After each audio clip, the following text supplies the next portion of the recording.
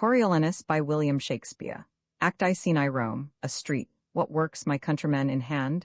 Where go you with bats and clubs? The matter? Speak, I pray you. Why, masters, my good friends, mine honest neighbors, will you undo yourselves? I tell you, friends, most charitable care have the patricians of you. For your wants, your suffering in this dearth, you may as well strike at the heaven with your staves as lift them against the Roman state, whose cost will on the way it takes, cracking 10,000 curbs of more strong link asunder than can ever appear in your impediment. For the dearth, the gods, not the patricians, make it, and your knees to them, not arms, must help.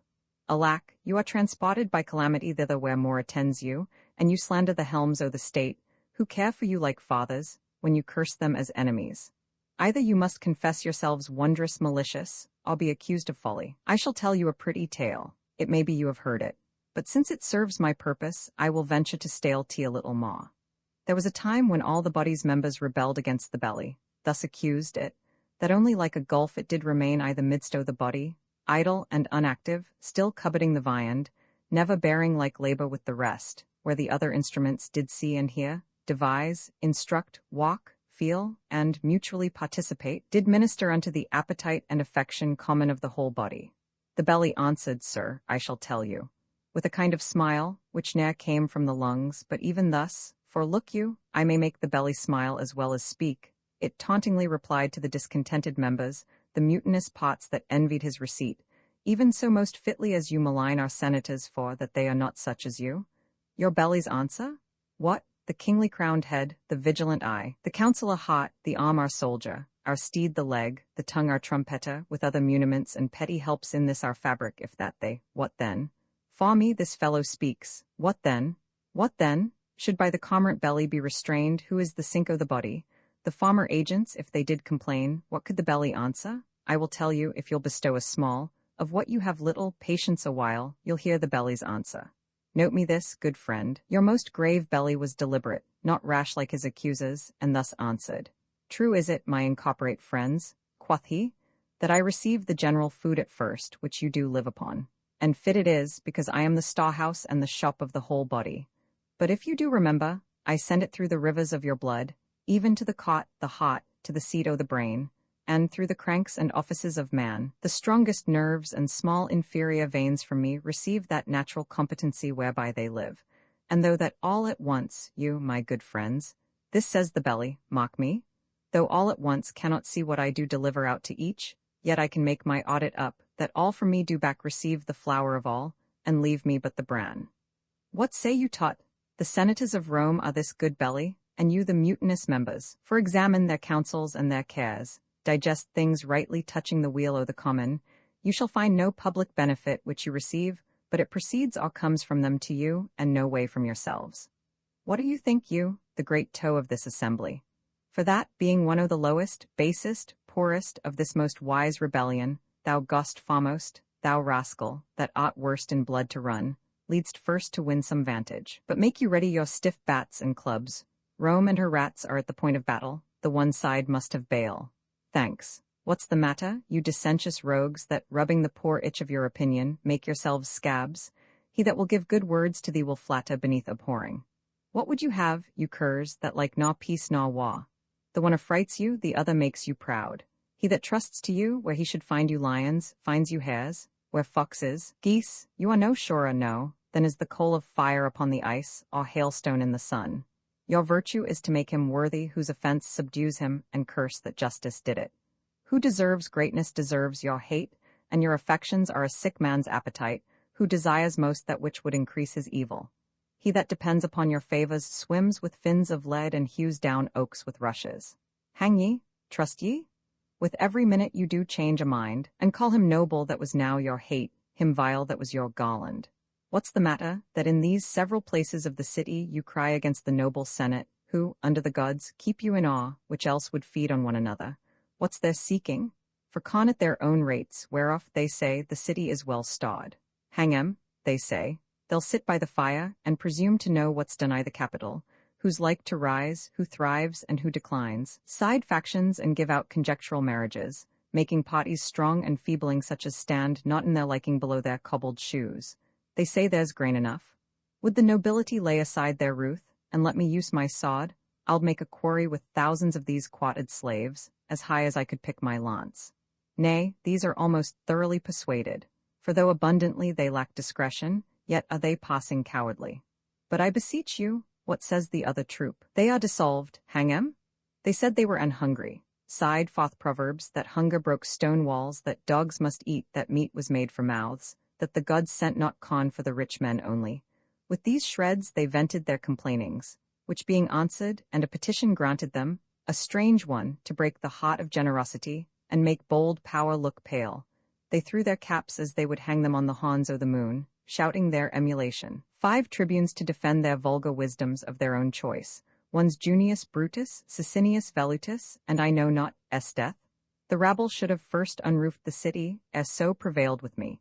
It will in time win upon power and throw forth greater themes for insurrections arguing. I am glad on't, then we shall ha means to vent our musty superfluity. See, our best elders. Marcius, 'tis true that you have lately told us, the Vulses are in arms, they have a letter, Tullus Aufidius, that will put you taut. I sin in envying his nobility, and were I anything but what I am, I would wish me only he. Were half to half the world by the ears and he upon my party, I'ld revolt to make only my wars with him. He is a lion that I am proud to hunt.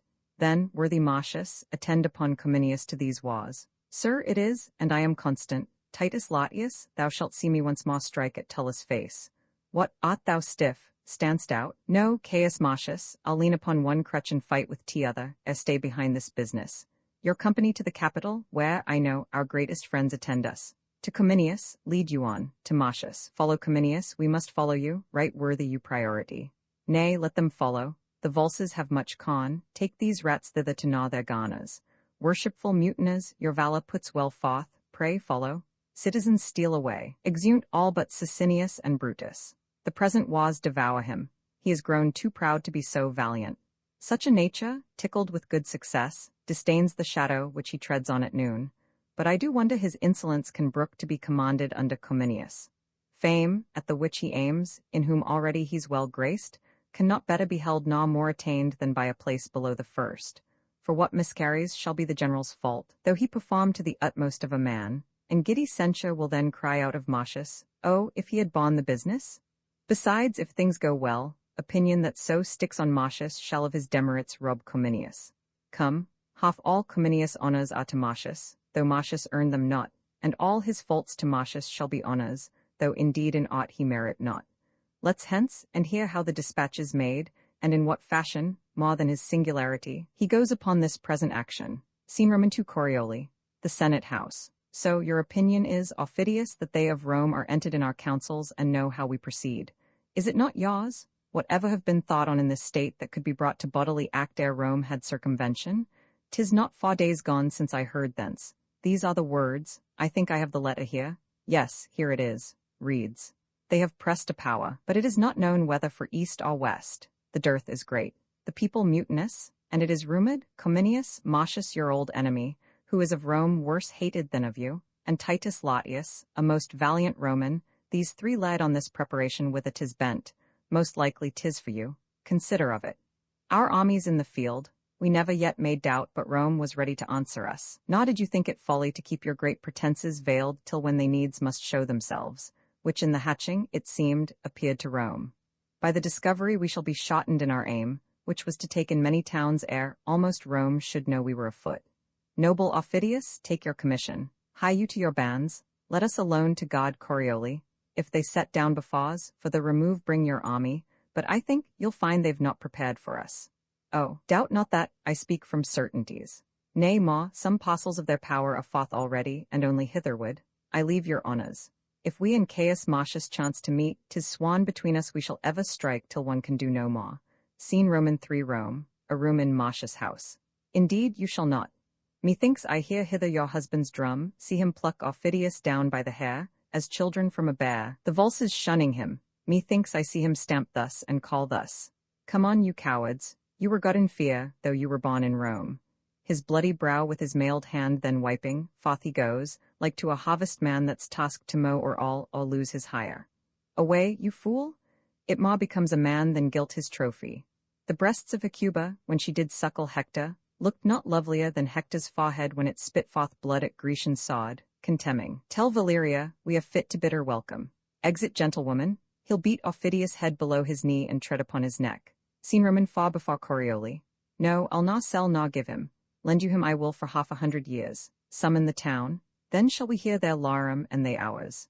Now, Mars, I prithee, make us quick in work, that we with smoking sods may march from hence to help our fielded friends. Come, blow thy blast. No, nor a man that fears you less than he, that's lesser than a little.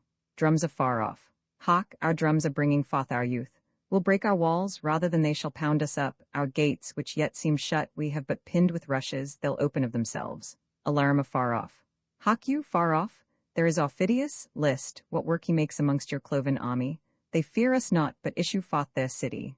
Now put your shields before your hearts, and fight with hearts more proof than shields. Advance, brave Titus. They do disdain us much beyond our thoughts, which makes me sweat with wrath. Come on, my fellows. He that retires, I'll take him for a valse, and he shall feel mine edge. All the contagion of the south light on you, you shames of Rome.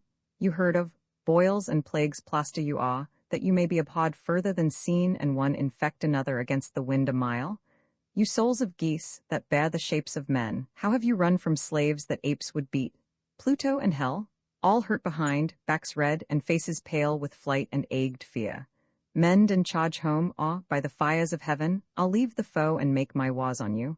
Look taut, come on, if you'll stand fast, we'll beat them to their wives as they us to our trenches followed. So, now the gates are ope, now prove good seconds. 'Tis for the followers fortune widens them, not for the flyers. Mock me, and do the like. Enters the gates, following the flyers at the very heels, with them he enters. Who upon the sudden clapped to their gates, he is himself alone to answer all the city. O noble fellow, who sensibly outdares his senseless sod, and when it bows, stands up. Thou art left, Marcius, a carbuncle entire, as big as thou art, were not so rich a jewel. Thou wast a soldier even to Cato's wish, not fierce and terrible only in strokes, but with thy grim looks and the thunder-like percussion of thy sounds, thou madest thine enemies shake, as if the world were feverous and did tremble. Oh, 'tis Marcius, let's fetch him off, I'll make remain alike. They fight, and all enter the city. Scene v. Corioli. A street. See here these movers that do prize their hours at a cracked drachm. Cushions, leaden spoons, irons of a doit, doublets that hangmen would bury with those that wore them, these base slaves, ere yet the fight be done, pack up, down with them. And hark, what noise the general makes to him? There is the man of my soul's hate, Aufidius, piercing our Romans. Then, valiant Titus, take convenient numbers to make good the city, whilst I, with those that have the spirit, will haste to help Cominius. Worthy sir, thou bleedst, thy exercise hath been too violent for a second cause of fight. Sir, praise me not, my work hath yet not warmed me, fare you well. The blood I drop is rather physical than dangerous to me. To Aufidius thus I will appear, and fight. Now the fair goddess Fortune fall deep in love with thee, and her great charms misguide thy opposers' sods. Bold gentleman, prosperity be thy page, thy friend no less than those she placeth highest. So farewell. Thou worthiest Marcius, exit Marcius. Go sound thy trumpet in the marketplace, call thither all the officers o' the town, where they shall know our mind. Away, exeunt. Scene vi near the camp of Cominius. Breathe you, my friends, well fought. We are come off like Romans, neither foolish in our stands, nor cowardly in retire. Believe me, sirs, we shall be charged again. Whiles we have struck, by interims and conveying gusts we have heard the charges of our friends. Ye Roman gods, lead their successes as we wish our own, that both our powers, with smiling fronts encountering, may give you thankful sacrifice. The citizens of Corioli have issued, and given to Latius and to Marcius battle. I saw our party to their trenches driven, and then I came away. Though thou speaks truth, methinks thou speakst not well. How long is't since? 'Tis not a mile. Briefly we heard their drums. How couldst thou in a mile confound an hour, and bring thy news so late? Spies of the Vulses held me in chase, that I was forced to wheel 3 or 4 miles about, else had I, sir, half an hour since brought my report. Who's yonder that does appear as he were flayed? O gods, he has the stamp of Marcius, and I have beforetime seen him thus. The shepherd knows not thunder from a tabor more than I know the sound of Marcius' tongue from every mean a man. Ay, if you come not in the blood of others, but mantled in your own. Oh, let me clip ye in arms as sound as when I wooed, in heart as merry as when our nuptial day was done, and tapers burned to bedward. Flower of warriors, how is't with Titus Latius? As with a man busied about decrees, condemning some to death and some to exile, ransoming him, or pitying, threatening the other, holding Corioli in the name of Rome, even like a fawning greyhound in the leash, to let him slip at will. Where is that slave which told me they had beat you to your trenches? Where is he? Call him hither. Let him alone. He did inform the truth, but for our gentlemen, the common file, a plague, tribunes for them. The mouse ne'er shunned the cat as they did budge from rascals worse than they. Will the time serve to tell? I do not think. Where is the enemy? Are you lords o' the field? If not, why cease you till you are so? Marcius, we have at disadvantage fought and did retire to win our purpose. How lies their battle? Know you on which side they have placed their men of trust? As I guess, Marcius, their bands either voward are the antiates of their best trust. Are them Aufidius, their very heart of hope? I do beseech you, by all the battles wherein we have fought, by the blood we have shed together, by the vows we have made to endure friends, that you directly set me against Aufidius and his antiates, and that you not delay the present, but, filling the air with swords advanced and darts, we prove this very hour. Though I could wish you were conducted to a gentle bath and balms applied to you, yet dare I never deny your asking. Take your choice of those that best can aid your action. Those are they that most are willing. If any such be here, as it were sin to doubt, that love this painting wherein you see me smeared. If any fear lesser his person than an ill report, if any think brave death outweighs bad life, and that his country's dearer than himself, let him alone, are so many so minded, wave thus, to express his disposition, and follow Marcius. They all shout and wave their swords, take him up in their arms, and cast up their caps. O me alone, make you a sod of me? If these shows be not outward, which of you but is far valses? None of you but is able to bear against the great Aufidius a shield as hard as his. A certain number, though thanks to all, must I select from all. The rest shall bear the business in some other fight, as cause will be obeyed. Please you to march, and far shall quickly draw out my command, which men are best inclined. March on, my fellows, make good this ostentation, and you shall divide in all with us. Exeunt. Scene Roman 7, the gates of Corioli. So, let the pots be guarded. Keep your duties as I have set them down. If I do send, dispatch those sentries to our aid. The rest will serve for a shot holding. If we lose the field, we cannot keep the town. Hence and shut your gates upon's. Our guida, come. To the Roman camp conduct us. Exeunt. Scene Roman 8, a field of battle. I'll fight with none but thee, for I do hate thee worse than a promise breaker. We hate alike. Not Afric owns a serpent I abhor more than thy fame and envy. Fix thy foot. Let the first budget die the other's slave, and the gods doom him after. If I fly, Marcius, halloa me like a hare. Within these 3 hours, Tullus, alone, I fought in your Corioli walls, and made what work I pleased. 'Tis not my blood wherein thou seest me masked, for thy revenge wrench up thy power to the highest. Wert thou the Hector that was the whip of your bragged progeny, thou shouldst not scape me here. They fight, and certain valses come to the aid of Aufidius. Marcius fights till they be driven in breathless. Officious, and not valiant, you have shamed me in your condemned seconds. Exeunt. Scene Roman 9, the Roman camp. If I should tell thee all this thy day's work, thou'ldst not believe thy deeds. But I'll report it where senators shall mingle tears with smiles, where great patricians shall attend and shrug, I the end admire, where ladies shall be frighted, and, gladly quaked, hear more, where the dull tribunes that, with the fusty plebeians, hate thine honours, shall say against their hearts, we thank the gods our Rome hath such a soldier.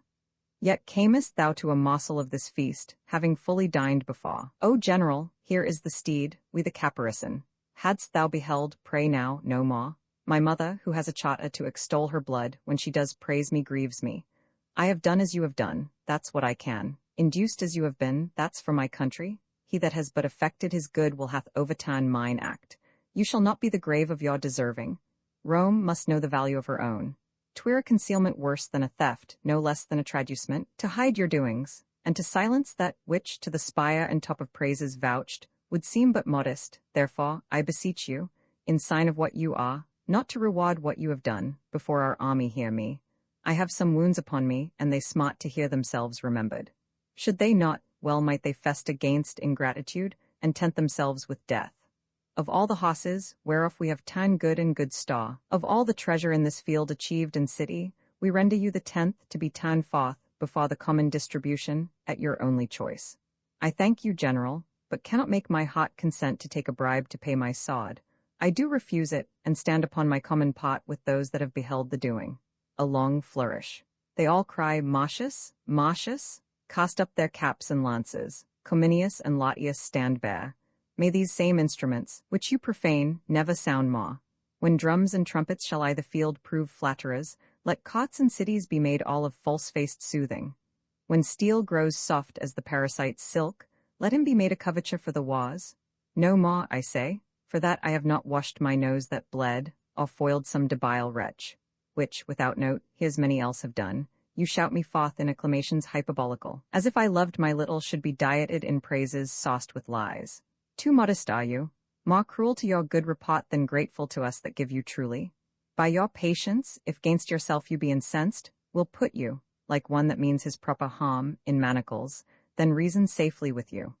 Therefore, be it known, as to us, to all the world, that Caius Marcius wears this war's garland, in token of the which my noble steed, known to the camp, I give him, with all his trim belonging, and from this time, for what he did before Corioli, call him, with all the applause and clamor of the host, Caius Marcius Coriolanus, bear the addition nobly ever, flourish. Trumpets sound and drums, I will go wash, and when my face is fair, you shall perceive whether I blush or no. Howbeit, I thank you.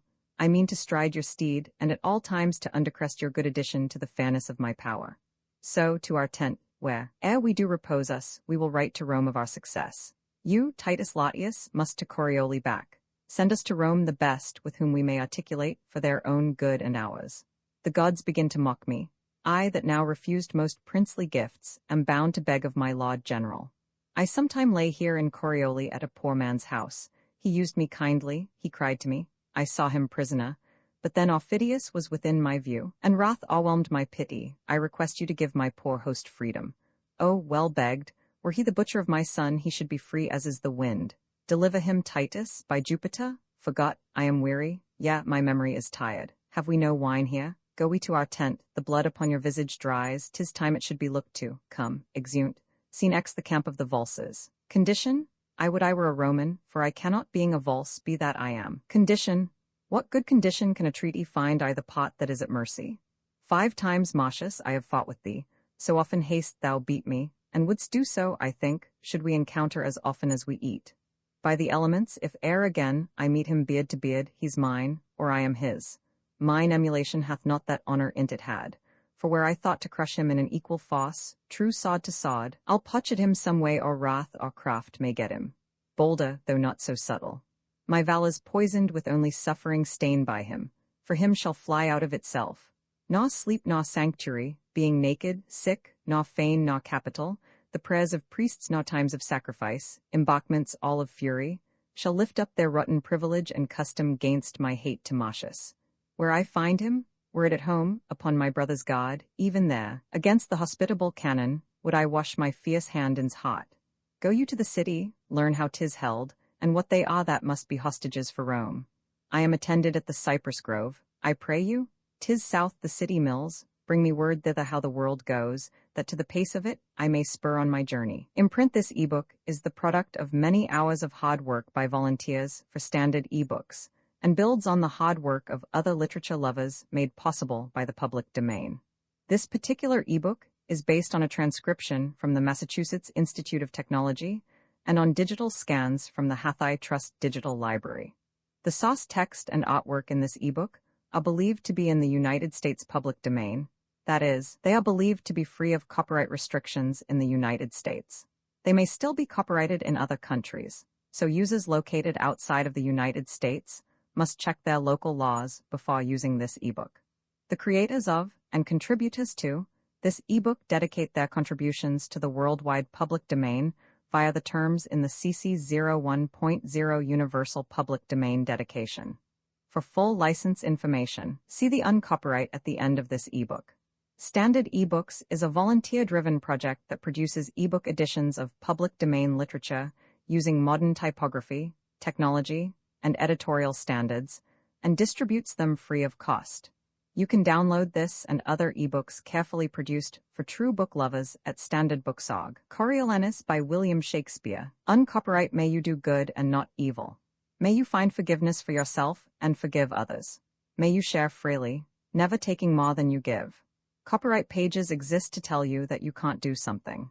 Unlike them, this uncopyright page exists to tell you that the writing and artwork in this ebook are believed to be in the United States public domain. That is, they are believed to be free of copyright restrictions in the United States. The United States public domain represents our collective cultural heritage, and items in it are free for anyone in the United States to do almost anything at all with, without having to get permission. Copyright laws are different all over the world, and the source text or artwork in this ebook may still be copyrighted in other countries. If you're not located in the United States, you must check your local laws before using this ebook. Standard ebooks makes no representations regarding the copyright status of the source text or artwork in this ebook in any country other than the United States. Non-authorship activities performed on items that are in the public domain, so-called sweat of the brow work, don't create a new copyright. That means that nobody can claim a new copyright on an item that is in the public domain for, among other things, work like digitization, markup, or typography.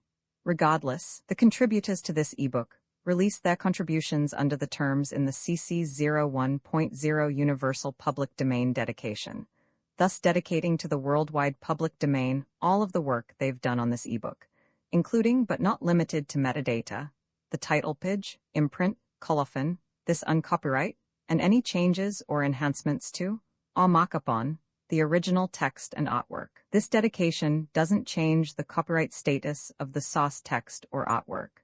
We make this dedication in the interest of enriching our global cultural heritage, to promote free and libre culture around the world, and to give back to the unrestricted culture that has given all of us so much. Table of Contents Landmarks, Act Roman 2 Sinai Rome, a public place. These are the ushers of Marcius. Before him he carries noise, and behind him he leaves tears, death, that dark spirit in's nervy arm doth lie, which being advanced declines and then men die. No, Rome, that all alone Marcius did fight within Corioli gates, where he hath won with fame a name to Caius Marcius. These in honor follows Coriolanus. Welcome to Rome, renowned Coriolanus, flourish. No more of this. It does offend my heart, pray now, no more. Oh, you have, I know, petitioned all the gods for my prosperity. Kneels, nay, my good soldier, up, my gentle Marcius, worthy Caius, and by deed achieving honor newly named. What is it? Coriolanus must I call thee?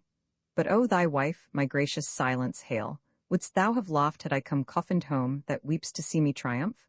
I, my dear, such eyes the widows in Corioli wear, and mothers that lack sons. And live you yet, to Valeria? O my sweet lady, pardon, I know not where to turn. O welcome home, and welcome general, and ye welcome all. 100,000 welcomes. I could weep and I could laugh, I am light and heavy. Welcome. A curse begin at very root on's heart that is not glad to see thee. You are three that Rome should dote on. Yet by the faith of men, we have some old crab trees here at home that will not be grafted to your relish. Yet welcome, warriors, we call a nettle but a nettle, and the faults of fools but folly. To Volumnia and Virgilia. Your hand, and yours, ere in our own house I do shade my head, the good patricians must be visited, from whom I have received not only greetings, but with them change of honors. I have lived to see inherited my very wishes and the buildings of my fancy. Only there's one thing wanting, which I doubt not but our Rome will cast upon thee. No, good mother, I had rather be their servant in my way than sway with them in theirs. All tongues speak of him, and the bleared sights are spectacled to see him. Your prattling nurse into a rapture lets her baby cry while she chats him. The kitchen malkin pins her richest lockram bout her reachy neck, clambering the walls to eye him. Stalls, bulks, windows, are smothered up, leads filled, and ridges hossed with variable complexions, all agreeing in earnestness to see him. Seld-shown flames do press among the popular throngs and puff to win a vulgar station. Or veiled dames commit the war of white and damask in their nicely guarded cheeks to the wanton spoil of Phoebus' burning kisses. Such a puther as if that whatsoever god who leads him were slyly crept into his human powers and gave him graceful posture. On the sudden, I warrant him consul. Then our office may, during his power, go sleep. He cannot temperately transport his honors from where he should begin and end, but will lose those he hath won. Doubt not the commoners, for whom we stand, but they upon their ancient malice will forget with the least cause these his new honors, which that he will give them make I as little question as he is proud to dot. I heard him swear, were he to stand for consul, never would he appear I the marketplace nor on him put the napless vesture of humility, nor, showing, as the manner is, his wounds to the people, beg their stinking breaths. It was his word. Oh, he would miss it rather than carry it but by the suit of the gentry to him and the desire of the nobles. I wish no better than have him hold that purpose and to put it in execution. It shall be to him then, as our good wills, a sure destruction. So it must fall out to him or our authorities. For an end, we must suggest the people in what hatred he still hath held them, that 'tis power he would have made them mules, silenced their pleaders and disproported their freedoms, holding them, in human action and capacity, of no more soul nor fitness for the world than camels in the wa, who have their provend only for bearing burdens, and saw blows for sinking under them. This, as you say, suggested at some time when his soaring insolence shall touch the people, which time shall not want, if he be put up on, and that's as easy as to set dogs on sheep, will be his fire to kindle their dry stubble, and their blaze shall darken him forever. You are sent for to the capital. 'Tis thought that Marcius shall be consul. I have seen the dumb men throng to see him and the blind to bear him speak.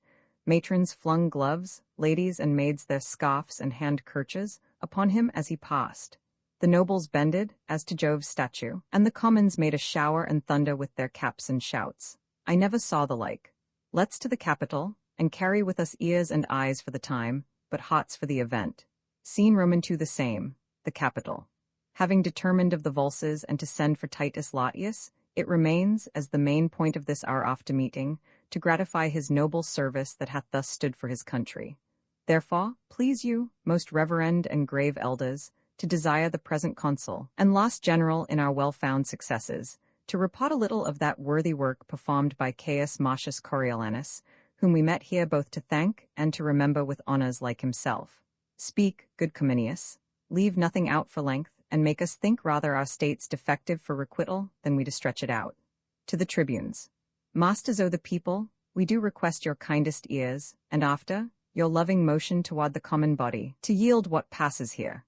We are convented upon a pleasing treaty, and have hearts inclinable to honour and advance the theme of our assembly, which the rather we shall be blessed to do, if he remember a kinder value of the people than he hath hereto prized them at. That's off, that's off. I would you rather had been silent. Please you to hear Cominius speak? Most willingly, but yet my caution was more pertinent than the rebuke you give it. He loves your people, but tie him not to be their bedfellow. Worthy Cominius, speak. Coriolanus offers to go away, nay, keep your place. Sit, Coriolanus, never shame to hear what you have nobly done. Your honour's pardon, I had rather have my wounds to heal again than hear say how I got them. Sir, I hope my words dispensed you not. No, sir, yet oft, when blows have made me stay, I fled from words. You soothed not, therefore hurt not, but your people, I love them as they weigh. I had rather have one scratch my head I the sun when the alarum were struck than idly sit to hear my nothings monsted. Exit. Masters of the people, your multiplying spawn how can he flatter? That's 1,000 to 1 good one. When you now see he had rather venture all his limbs for honour than one on's ears to hear it? Proceed, Cominius. I shall lack voice. The deeds of Coriolanus should not be uttered feebly. It is held that valour is the chiefest virtue, and most dignifies the hava. If it be, the man I speak of cannot in the world be singly counterpoised. At 16 years, when Tarquin made a head for Rome, he fought beyond the mock of others. Our then dictator, whom with all praise I point at, saw him fight, when with his Amazonian chin he drove the bristled lips before him. Be bestridden oppressed Roman and I, the consul's view slew 3 opposers. Tarquin's self he met, and struck him on his knee. In that day's feats, when he might act the woman in the scene, he proved best man I the field, and for his meed was brow-bound with the oak. His pupil age man entered thus, he waxed like a sea, and in the brunt of 17 battles since he lurched all sods of the Golland. For this last, before and in Corioli, let me say, I cannot speak him home. He stopped the flyers, and by his rare example made the coward turn terror into spot. As weeds before a vessel under sail, so men obeyed and fell below his stem. His sod, death's stamp, where it did mock, it took. From face to foot he was a thing of blood, whose every motion was timed with dying cries. Alone he entered the mottled gate of the city, which he painted with shunless destiny. Aidless came off, and with a sudden reinforcement struck Corioli like a planet. Now all's his, when, by and by, the din of war gan pierce his ready sense. Then straight his doubled spirit requickened what in flesh was fatigate, and to the battle came he, where he did run wreaking all the lives of men, as if 'twere a perpetual spoil. Until we called both field and city ours, he never stood to ease his breast with panting. He cannot but with measure fit the honours which we devise him. Our spoils he kicked at, and looked upon things precious as they were the common muck of the world. He covets less than misery itself would give, rewards his deeds with doing them, and is content to spend the time to end it. He's right noble, let him be called for. The Senate, Coriolanus, are well pleased to make thee consul. I do owe them still my life and services. It then remains that you do speak to the people. I do beseech you, let me all eat that custom, for I cannot put on the gown, stand naked and entreat them, for my wound's sake, to give their suffrage. Please you that I may pass this doing. Sir, the people must have their voices, neither will they bate one jot of ceremony. Put them not taught, pray you, go fit you to the custom and take to you, as your predecessors have, your honor with your farm. It is a part that I shall blush in acting, and might well be taken from the people. To brag unto them, thus I did, and thus, show them the unaching scars which I should hide, as if I had received them for the hire of their breath only. Do not stand up on't. We recommend to you, tribunes of the people, our purpose to them, and to our noble consul wish we all joy and honor. May they perceive's intent, he will require them, as if he did contemn what he requested should be in them to give. Come, we'll inform them of our proceedings here. On the marketplace, I know, they do attend us. Exeunt. Scene Roman 3 the same. The Forum. Oh, sir, you are not right. Have you not known the worthiest men have don't? What must I say? I pray, sir, plague upon't, I cannot bring my tongue to such a pace. Look, sir, my wounds, I got them in my country's service, when some certain of your brethren rod and ran from the noise of our own drums. O me, the gods, you must not speak of that. You must desire them to think upon you. Think upon me? Hang 'em, I would they would forget me, like the virtues which our divines lose by 'em. You'll mar all. I'll leave you, pray you, speak to 'em, I pray you, in wholesome manner. Exit, bid them wash their faces and keep their teeth clean. Re-enter 2 of the citizens. So, here comes a brace. Re-enter a 3rd citizen. You know the cause, heir of my standing here. Most sweet voices? Better it is to die, better to starve, than crave the hire which first we do deserve. Why in this wolvish toad should I stand here, to beg of Hob and Dick, that do appear, their needless vouches? Custom calls me tot. What custom wills, in all things should we dot, the dust on antique time would lie unswept, and mountainous error be too highly heaped for truth to appear. Rather than fool it so, let the high office and the honor go to one that would do thus. I am half through, the one part suffered, the other will I do. Here come more voices. Your voices, for your voices I have fought, watched for your voices bare of wounds 24 odd. Battles thrice 6 I have seen and heard of, for your voices have done many things, some less, some more. Your voices, indeed, I would be consul. You have stood your limitation, and the tribunes endue you with the people's voice. Remains that in the official marks invested, you anon do meet the Senate. The custom of request you have discharged, the people do admit you, and are summoned to meet anon, upon your approbation. That I'll straight do, and knowing myself again, repair to the Senate house. Fare you well. Exeunt Coriolanus and Menenius. He has it now, and by his looks methink 'tis warm it's hot. With a proud heart he wa his humble weeds. Will you dismiss the people? Amen, sir. To my poor unworthy notice, he mocked us when he begged our voices. Certainly he flouted us downright. Not one amongst us, save yourself, but says he used us scornfully. He should have showed us his marks of merit, wounds received for his country. He said he had wounds which he could show in private, and with his hat thus waving it in scorn, I would be consul, says he. Aged custom, but by your voices will not so permit me, your voices therefore. When we granted that, here was I thank you for your voices. Thank you, your most sweet voices. Now you have left your voices, I have no further with you. Was not this mockery? Why either were you ignorant to seat, or seeing it, of such childish friendliness to yield your voices?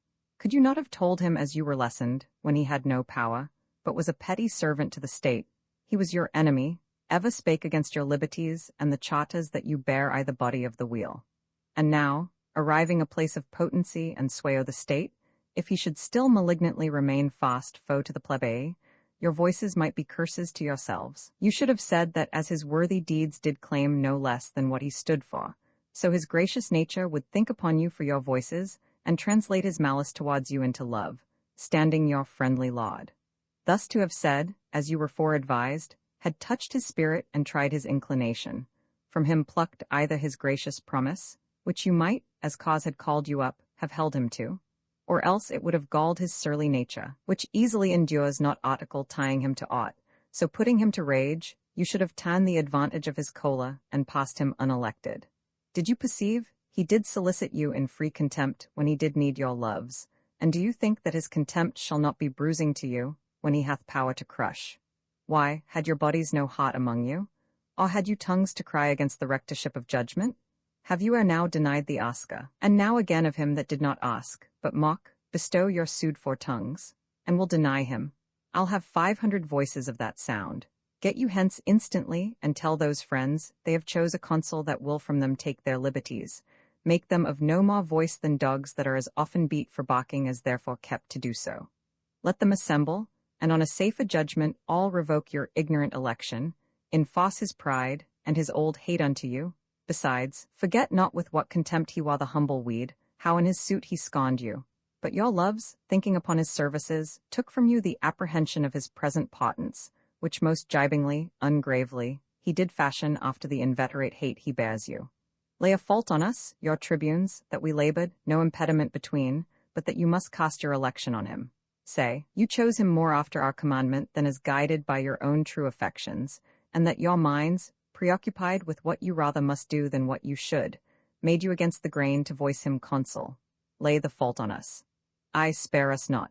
Say we read lectures to you, how youngly he began to serve his country, how long continued, and what stock he springs of, the noble house o' the Martians, from whence came that Ancus Martius, Numa's daughter's son, who, after great Hostilius, here was king, of the same house Publius and Quintus were, that our best water brought by conduits hither. And Censorinus, nobly named so, twice being by the people chosen censor, one was his great ancestor. One thus descended, that hath beside well in his person wrought to be set high in place, we did commend to your remembrances.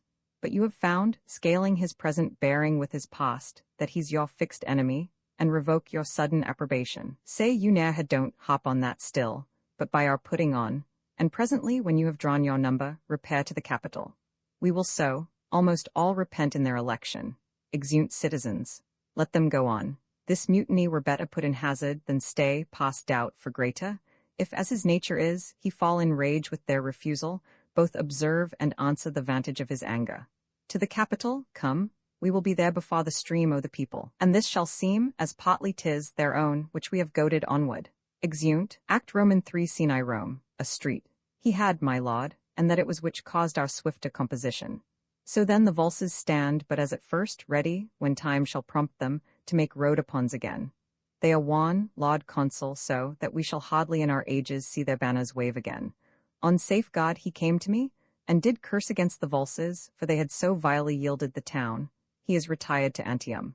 How often he had met you, sod to sod, that of all things upon the earth he hated your person most, that he would pawn his fortunes to hopeless restitution, so he might be called your vanquisher. I wish I had a cause to seek him there, to oppose his hatred fully. Welcome home.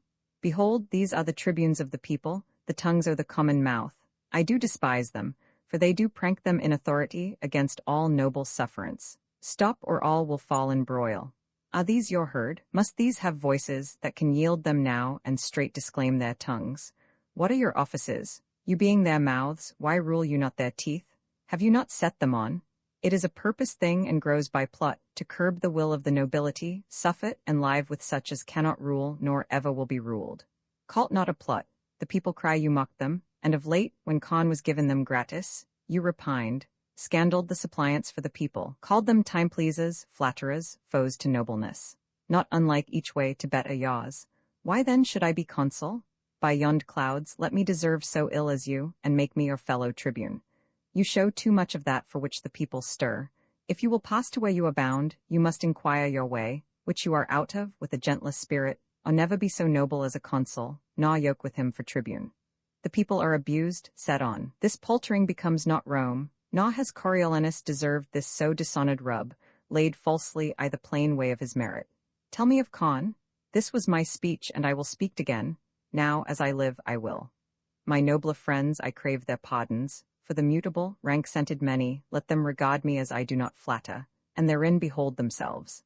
I say again, in soothing them, we nourish gainst our senate the cockle of rebellion, insolence, sedition, which we ourselves have ploughed for, sowed, and scattered, by mingling them with us, the honoured number, who lack not virtue, no, nor power, but that which they have given to beggars. How? No more? As for my country I have shed my blood, not fearing outward force, so shall my lungs coin words till they decay against those measles, which we disdain should tetter us, yet sought the very way to catch them. You speak of the people, as if you were a god to punish, not a man of their infirmity. 'Twere well we let the people note. Cola, Were I as patient as the midnight sleep, by Jove, 'twould be my mind. It is a mind that shall remain a poison where it is, not poison any further. Shall remain? Hear you this Triton of the minnows, mock you his absolute shall? Shall? O good but most unwise patricians! Why, you grave but reckless senators, have you thus given Hydra here to choose an officer, that with his peremptory shall, being but the hawn and noise o' the monsters, wants not spirit to say he'll turn your current in a ditch and make your channel his. If he have power, then veil your ignorance; if none, awake your dangerous lenity. If you are learned, be not as common fools; if you are not, let them have cushions by you. You are plebeians if they be senators, and they are no less when, both your voices blended, the greats taste most palates theirs. They choose their magistrate, and such a one as he, who puts his shall, his popular shall, against a graver bench than ever frowned in Greece. By Jove himself, it makes the consuls base, and my soul aches to know, when two authorities are up, neither supreme, how soon confusion may enter twixt the gap of both and take the one by the other.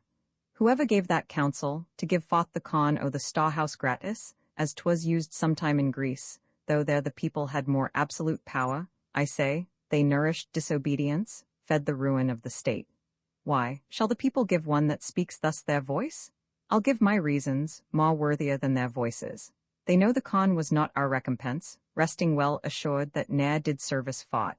Being pressed to the war, even when the navel of the state was touched, they would not thread the gates. This kind of service did not deserve con gratis. Being I the war their mutinies and revolts, wherein they showed most valor, spoke not for them. The accusation which they have often made against the Senate, all cause unborn, could never be the motive of our so frank donation. Well, what then? How shall this Bisan multitude digest the Senate's courtesy? Let deeds express what's like to be their words. We did request it, we are the great Apol, and in true fear they gave us our demands.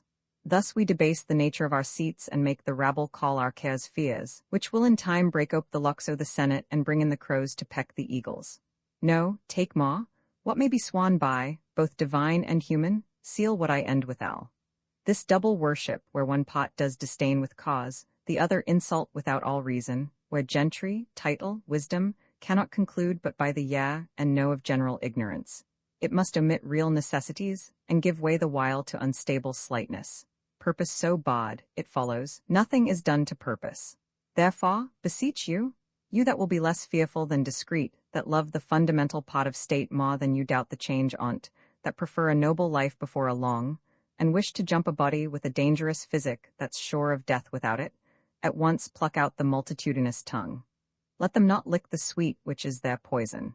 Your dishonor mangles true judgment, and bereaves the state of that integrity which should become it, not having the power to do the good it would, for the in which doth controlled, has spoken like a traitor, and shall answer as traitors do. Thou wretch, despite o'erwhelm thee. What should the people do with these bald tribunes, on whom depending, their obedience fails to the greater bench? In a rebellion, when what's not meet, but what must be, was law, then were they chosen. In a better hour, let what is meet be said, it must be meet, and throw their power I the dust. Go, call the people, exit Edile in whose name myself attach thee as a traitorous innovator, a foe to the public weal. Obey, I charge thee, and follow to thine answer. Hence, rotten thing, or I shall shake thy bones out of thy garments. Weapons, weapons, weapons, they all bustle about Coriolanus, crying, Tribunes, patricians, citizens, what ho, Sicinius, Brutus, Coriolanus, citizens, peace, peace, peace, stay, hold peace, what is about to be? I am out of breath, confusion's near, I cannot speak. You, tribunes to the people, Coriolanus, patience, speak, good Sicinius. You are at point to lose your liberties. Marcius would have all from you, Marcius, whom late you have named for consul. Fie, fie, fie, this is the way to kindle, not to quench. True, the people are the city. By the consent of all, we were established the people's magistrates. That is the way to lay the city flat, to bring the roof to the foundation, and bury all, which yet distinctly ranges, in heaps and piles of ruin. All let us stand to our authority, all let us lose it. We do here pronounce, upon the pot o' the people, in whose power we were elected theirs, Marcius is worthy of present death. Therefore lay hold of him, bear him to the rock Tarpeian, and from thence into destruction cast him. Hear me one word, beseech you, tribunes, hear me but a word. To Brutus, be that you seem truly your country's friend, and temperately proceed to what you would thus violently redress. Sir, those cold ways that seem like prudent helps are very poisonous where the disease is violent. Lay hands upon him and bear him to the rock. No, I'll die here. Drawing his sword. There's some among you have beheld me fighting. Come, try upon yourselves what you have seen me. Help Marcius, help you that be noble, help him, young and old. Go, get you to your house, be gone away. All will be naught else. Stand fast, we have as many friends as enemies. The gods forbid, I prithee, noble friend, home to thy house, leave us to cure this cause. For 'tis a sore upon us, you cannot tent yourself, be gone, beseech you. I would they were barbarians, as they are, though in Rome littered, not Romans, as they are not, though carved I the potch o' the Capitol, be gone, put not your worthy rage into your tongue, one time will owe another. On fair ground I could beat 40 of them. I could myself take up a brace o' the best of them. Yeah, the 2 tribunes. But now 'tis odds beyond arithmetic, and manhood is called foolery, when it stands against a falling fabric. Will you hence, before the tag return? Whose rage doth rend like interrupted waters and bear what they are used to bear. Pray you, be gone. I'll try whether my old wit be in request with those that have but little. This must be patched with cloth of any colour. His nature is too noble for the world. He would not flatter Neptune for his trident, or Jove for his power to thunder. His heart's his mouth, what his breast forges that his tongue must vent, and being angry, does forget that ever he heard the name of death. A noise within. He has goodly work, I would they were in Tiber. What the vengeance? Could he not speak 'em fair?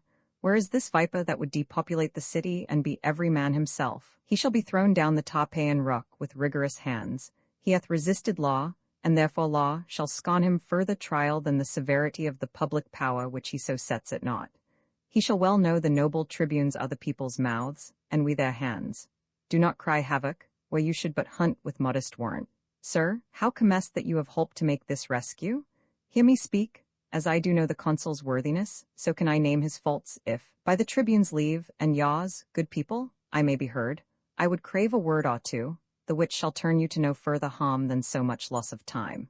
Speak briefly then, for we are peremptory to dispatch this viperous traitor. To eject him hence were but one danger, and to keep him here are certain death, therefore it is decreed he dies tonight. Now the good gods forbid that our renowned Rome, whose gratitude towards her deserved children is enrolled in Jove's own book, like an unnatural dam should now eat up her own. Oh, he's a limb that has but a disease, mortal to cut it off, to cure it easy. What has he done to Rome that's worthy death? Killing our enemies, the blood he hath lost, which, I dare vouch, is more than that he hath, by many an ounce, he dropped it for his country. And what is left, to lose it by his country, were to us all, that dot and suffer it, a brand to the end o' the world. Merely awry, when he did love his country, it honoured him. The service of the foot being once gangrened is not then respected for what before it was. We'll hear no more. Pursue him to his house and pluck him thence, lest his infection, being of catching nature, spread further. One word more, one word. This tiger-footed rage, when it shall find the harm of unscanned swiftness, will too late tie leaden pounds t'his heels. Proceed by process, lest parties, as he is beloved, break out and sack great Rome with Romans. What do you talk? Have we not had a taste of his obedience? Our ediles smote, ourselves resisted? Come, consider this. He has been bred I the wars since he could draw a sword, and is ill-schooled in bolted language. Meal and bran together he throws without distinction. Give me leave, I'll go to him, and undertake to bring him where he shall answer, by a lawful form, in peace, to his utmost peril. Noble tribunes, it is the humane way. The other cost will prove too bloody, and the end of it unknown to the beginning. Noble Menenius, be you then as the people's officer. Masters, lay down your weapons. Meet on the marketplace. We'll attend you there, where, if you bring not Marcius, we'll proceed in our first way. I'll bring him to you, to the senators. Let me desire your company. He must come, or what is worst will follow. Scene Roman to a room in Coriolanus's house. Let them puff all about mine ears. Present me death on the wheel, or at wild horse's heels. I'll pile 10 hills on the Tarpeian rock, that the precipitation might down stretch below the beam of sight, yet will I still be thus to them. I muse my mother does not approve me further, who was wont to call them woolen vassals, things created to buy and sell with groats, to show bare heads in congregations, to yawn, be still, and wonder. When one but of my ordinance stood up to speak of peace or war, I talk of you? Why did you wish me milder? Would you have me false to my nature? Rather say I play the man I am. Oh, sir, I would have had you put your power well on, before you had won it out. You might have been enough the man you are, with striving less to be so. Lesser had been the thwartings of your dispositions, if you had not showed them how you were disposed ere they lacked power to cross you. Come, you have been too rough, something too rough. You must return and mend it. There's no remedy. unless by not so doing, our good city cleave in the midst and perish. Pray be counselled. I have a heart as little apt as yours, but yet a brain that leads my use of anger to better vantage. Well said, noble woman. Before he should thus stoop to the herd, but that the violent fit o' the time craves it as physic for the whole state, I would put mine armour on, which I can scarcely bear. For them, I cannot do it to the gods, must I then dot to them? You are too absolute, though therein you can never be too noble, but when extremities speak. I have heard you say, honour and policy, like unsevered friends, either wa do grow together. Grant that, and tell me, in peace what each of them by the other lose, that they combine not there. If it be honour in your was to seem the same you are not, which, for your best ends, you adopt your policy, how is it less or worse, that it shall hold companionship in peace with honour, as in wa, since that to both it stands in like request? Because that now it lies you on to speak to the people, not by your own instruction, nor by the matter which your heart prompts you, but with such words that are but rooted in your tongue, though but bastards and syllables of no allowance to your bosom's truth. Now, this no more dishonours you at all than to take in a town with gentle words, which else would put you to your fortune and the hazard of much blood. I would dissemble with my nature where my fortunes and my friends at stake required, I should do so in honour. I am in this, your wife, your son, these senators, the nobles, and you will rather show our general louts how you can frown than spend a fawn upon em, for the inheritance of their loves and safeguard of what that want might ruin. Noble lady, come, go with us, speak fair. You may salve so, not what is dangerous present, but the loss of what is past. I prithee now, my son, go to them, with this bonnet in thy hand, and thus far having stretched it, here be with them. Thy knee bussing the stones, for in such business action is eloquence, and the eyes of the ignorant more learned than the ears. Waving thy head, which often thus, correcting thy stout heart, now humble as the ripest mulberry that will not hold the handling. Or say to them, thou art their soldier, and being bred in broils haste not the soft way which, thou dost confess, were fit for thee to use as they declaim, in asking their good loves, but thou wilt frame thyself, forsooth, hereafter theirs, so far as thou hast power and person. This but done, even as she speaks, why, their hearts were yours, for they have pardons, being asked, as free as words to little purpose.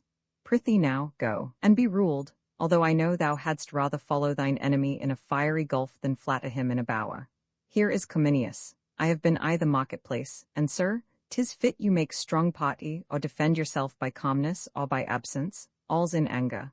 I think 'twill serve, if he can thereto frame his spirit. He must, and will prithee now, say you will, and go about it. Must I go show them my unbobbed sconce? Must I with base tongue give my noble heart a lie that it must bear?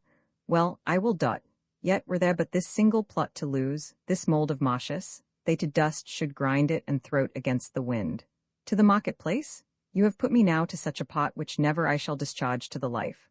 I prithee now, sweet son, as thou hast said my praises made thee first a soldier, so to have my praise for this, perform a pot thou hast not done before.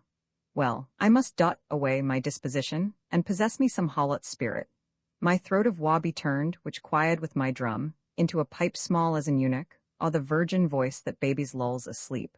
The smiles of knaves tent in my cheeks, and schoolboys' tears take up the glasses of my sight. A beggar's tongue make motion through my lips, and my armed knees, who bowed but in my stirrup, bend like his that hath received an alms? I will not dot, lest I surcease to honour mine own truth, and by my body's action teach my mind a most inherent baseness. At thy choice, then, to beg of thee, it is my more dishonour than thou of them. Come all to ruin. Let thy mother rather feel thy pride than fear thy dangerous stoutness, for I mock at death with as big heart as thou. Do as thou list. Thy valiantness was mine, thou suck'st it from me, but owe thy pride thyself. Pray be content, mother, I am going to the marketplace. Chide me no more. I'll mountebank their loves, cog their hearts from them, and come home beloved of all the trades in Rome. Look, I am going, commend me to my wife, I'll return consul, or never trust to what my tongue can do either way of flattery further. Away, the tribunes do attend you. Arm yourself to answer mildly, for they are prepared with accusations, as I hear, more strong than are upon you yet. The word is mildly. Pray you, let us go, let them accuse me by invention, I will answer in mine honour. Scene Roman 3 the same, the Forum. In this point charge him home, that he affects tyrannical power. If he evade us there, enforce him with his envy to the people, and that the spoil got on the Antiates was ne'er distributed. With old Menenius, and those senators that always favoured him. Have you a catalogue of all the voices that we have procured set down by the poll? Assemble presently the people hither, and when they bear me say, it shall be so either right and strength o' the commons, be it either for death, for fine, or banishment, then let them if I say fine, cry fine, if death, cry death. Insisting on the old prerogative and power I the truth o' the cause, and when such time they have begun to cry, let them not cease, but with a din confused enforce the present execution of what we chance to sentence. Make them be strong and ready for this hint, when we shall hap to give it them. Go about it. Exit edile, put him to cola straight. He hath been used ever to conquer and to have his worth of contradiction. Being once chafed, he cannot be reined again to temperance. Then he speaks what's in his heart, and that is there which looks with us to break his neck. I, as an ostler, that for the poorest piece will bear the knave by the volume. The honoured gods keep Rome in safety, and the chairs of justice supplied with worthy men. Plant love amongs, throng our large temples with the shows of peace, and not our streets with war. Shall I be charged no further than this present? Must all determine here? I do demand, if you submit you to the people's voices, allow their offices, and are content to suffer lawful censure for such faults as shall be proved upon you. Lo, citizens, he says he is content. The warlike service he has done, consider. Think upon the wounds his body bears, which show like graves the holy churchyard. Scratches with briars, scars to move laughter only. Consider further, that when he speaks not like a citizen, you find him like a soldier. Do not take his rougher accents for malicious sounds, but, as I say, such as become a soldier, rather than envy you. What is the matter that being passed for consul with full voice, I am so dishonored that the very hour you take it off again?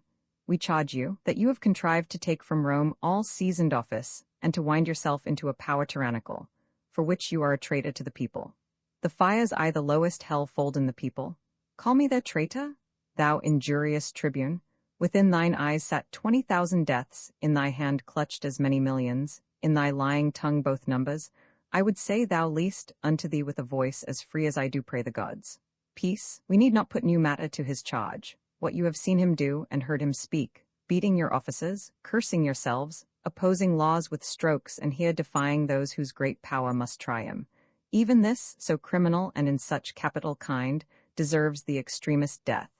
But since he hath served well for Rome, I know no further. Let them pronounce the steep Tarpeian death, vagabond exile, flaying, pentalinga, but with a grain a day. I would not buy their mercy at the price of one fair word, nor check my courage for what they can give, to haved with saying, good morrow. For that he has, as much as in him lies, from time to time envied against the people, seeking means to pluck away their power, as now at last given hostile strokes, and that not in the presence of dreaded justice, but on the ministers that do distribute it. In the name o' the people and in the power of us the tribunes, we, even from this instant, banish him our city, in peril of precipitation from off the rock Tarpeian, never more to enter our Rome gates. I the people's name, I say it shall be so. It shall be so, it shall be so. Let him away, he's banished, and it shall be so. Let me speak, I have been consul, and can show for Rome her enemies' mocks upon me. I do love my country's good with a respect more tender, more holy and profound than mine own life, my dear wife's estimate, her womb's increase, and treasure of my loins, than if I would speak that there's no more to be said, but he is banished, as enemy to the people and his country. It shall be so. You common cry of curs, whose breath I hate as Rico the rotten fens, whose loves I prize as the dead carcasses of unburied men that do corrupt my air, I banish you, and here remain with your uncertainty? Let every feeble rumour shake your hearts. Your enemies, with nodding of their plumes, fan you into despair, have the power still to banish your defenders, till at length your ignorance, which finds not till it feels, making not reservation of yourselves, still your own foes, deliver you as most abated captives to some nation that won you without blows. Despising for you the city, thus I turn my back. There is a world elsewhere. Exeunt Coriolanus, Cominius, Menenius, senators, and patricians. Go, see him out at gates, and follow him, as he hath followed you, with all despite. Give him deserved vexation. Let a god attend us through the city. Come, come, let's see him out at gates, come. The gods preserve our noble tribunes. Come, exeunt. Act Roman fa sine Rome. Before a gate of the city. Come, leave your tears, a brief farewell. The beast with many heads butts me away. Nay, mother, where is your ancient courage? You were used to say extremity was the trier of spirits, that common chances common men could bear, that when the sea was calm all boats alike showed mastership in floating. Fortune's blows, when most struck home, being gentle wounded, craves a noble cunning. You were used to load me with precepts that would make invincible the hot that conned them. Now the red pestilence strike all trades in Rome, and occupations perish. What? I shall be loved when I am lacked. Nay, mother, resume that spirit when you were wont to say, if you had been the wife of Hercules, 6 of his labors you'ld have done, and saved your husband so much sweat. Cominius, droop not, adieu. Farewell, my wife, my mother, I'll do well yet. Thou old and true Menenius, thy tears are salter than a younger man's, and venomous to thine eyes. My sometime general, I have seen thee stern, and thou hast oft beheld hot-hardening spectacles. Tell these sad women 'tis fond to wail inevitable strokes as 'tis to laugh at 'em. My mother, you wot well my hazards still have been your solace, and believe it not lightly, though I go alone, like to a lonely dragon, that his fen makes feared and talked of more than seen, your son will or exceed the common, or be caught with cautelous baits and practice. My first son, whither wilt thou go? Take good Cominius with thee a while. Determine on some cost, more than a wild exposture to each chance that starts I the way before thee. I'll follow thee a month, devise with thee where thou shalt rest, that thou mayst hear of us and we of thee. So if the time thrust forth a cause for thy repeal, we shall not send all the vast world to seek a single man, and lose advantage, which doth ever cool I the absence of the needer. Fare you well, thou hast years upon thee, and thou art too full of the war's surfeits to go rove with one that's yet unbruised. Bring me but out at gate. Come, my sweet wife, my dearest mother, and my friends of noble touch, when I am forth, bid me farewell, and smile. I pray you come. While I remain above the ground, you shall hear from me still, and never of me aught but what is like me formerly. That's worthily as any ear can hear. Come, let's not weep. If I could shake off but 7 years from these old arms and legs, by the good gods, I'ld with thee every foot. Give me thy hand, come, exeunt, seen Roman to the same, a street near the gate, bid them all home, he's gone, and will no further. The nobility are vexed, whom we see have sided in his behalf. Now we have shown our power, let us seem humbler after it is done than when it was a-doing.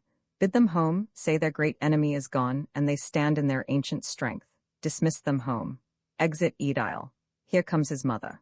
Oh, ye well met, the haunted plague o' the gods requite your love. If that I could for weeping you should hear, nay, and you shall hear some. To Brutus, will you be gone? To Sicinius, you shall stay too. I would I had the power to say so to my husband. I, fool, is that a shame? Note but this fool, was not a man my father? Hadst thou foxship to banish him that struck more blows for Rome than thou hast spoken words, more noble blows than ever thou wise words, and for Rome's good. I'll tell thee what, yet go, nay, but thou shalt stay too.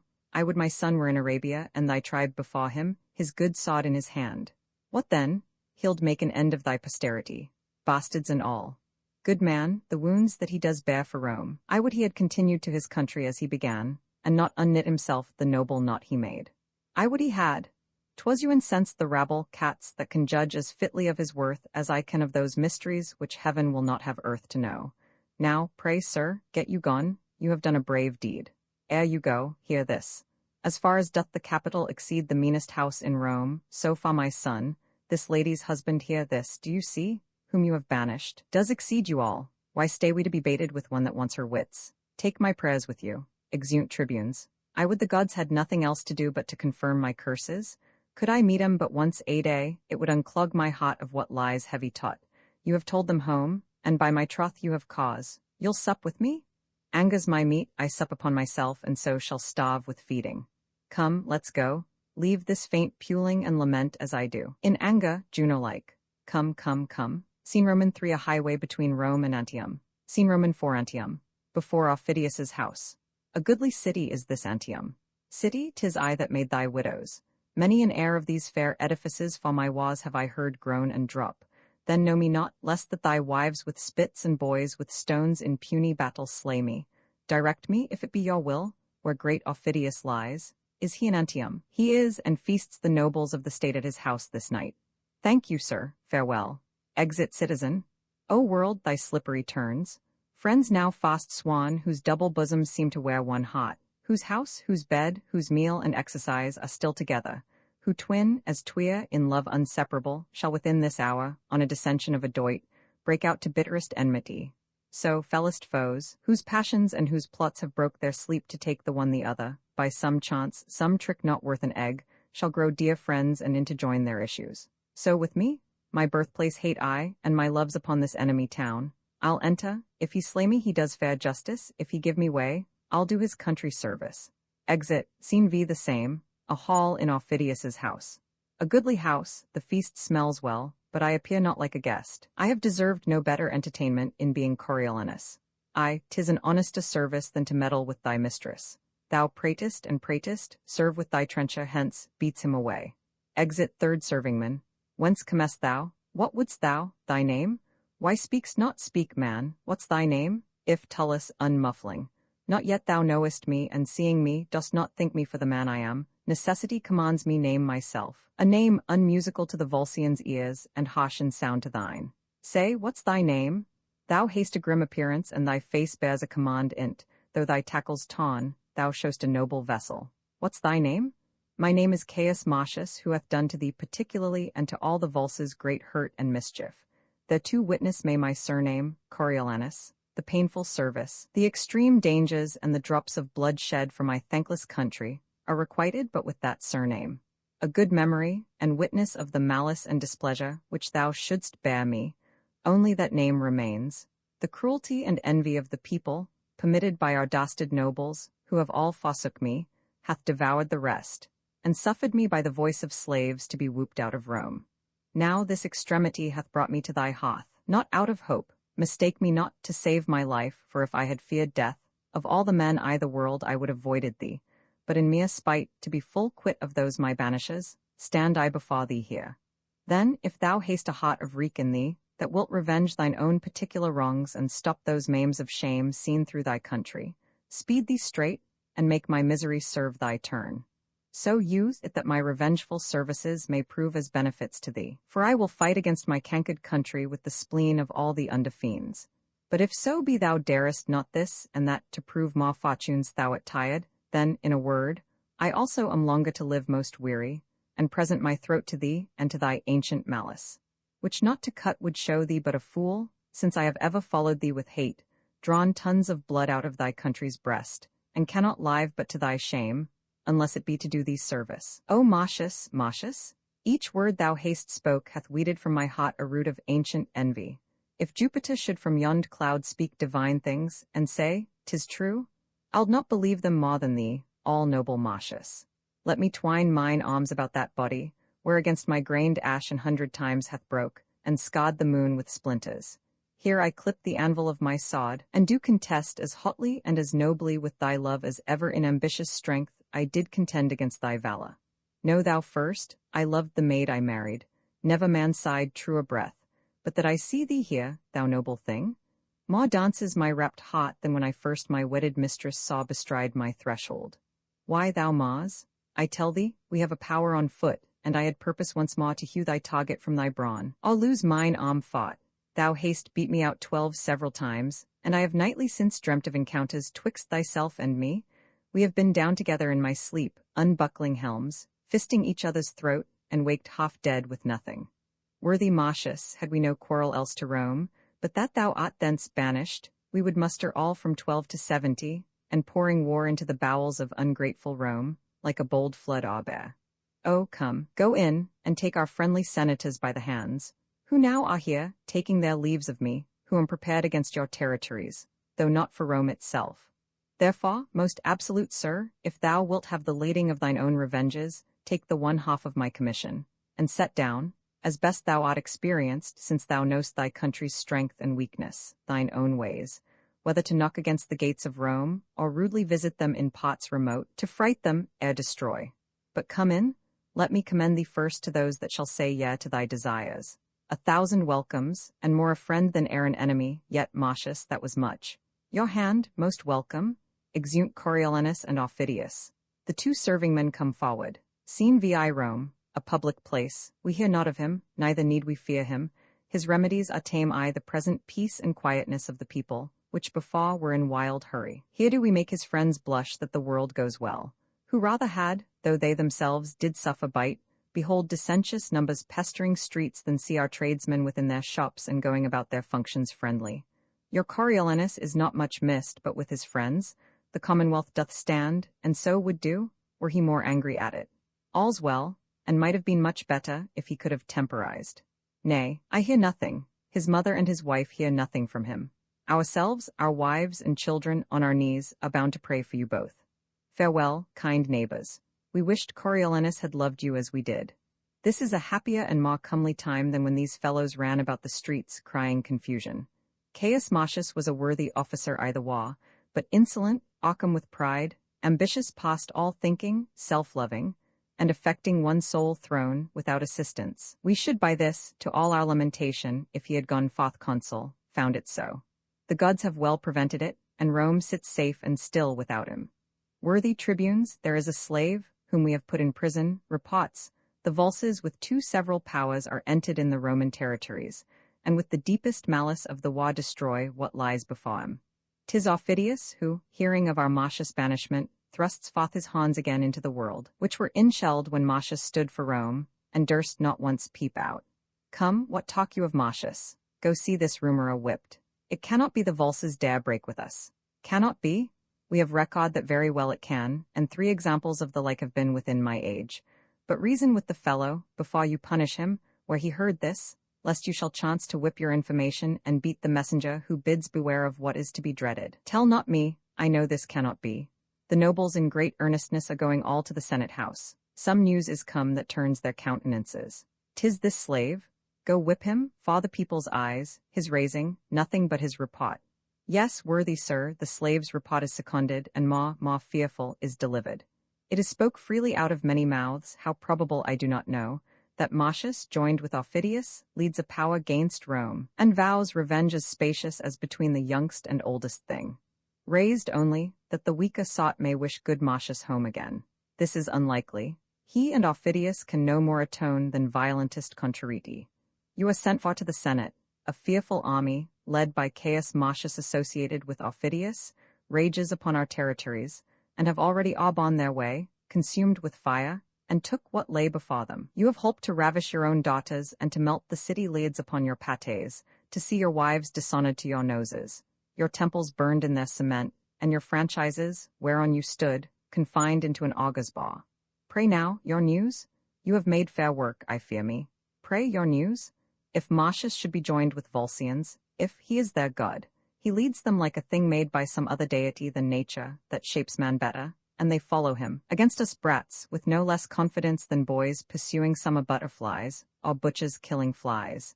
You have made good work, you and your apron men, you that stood so up much upon the voice of occupation and the breath of Galakitas. He will shake your Rome about your ears. As Hercules did shake down mellow fruit, you have made fair work. Aye, and you'll look pale before you find it other.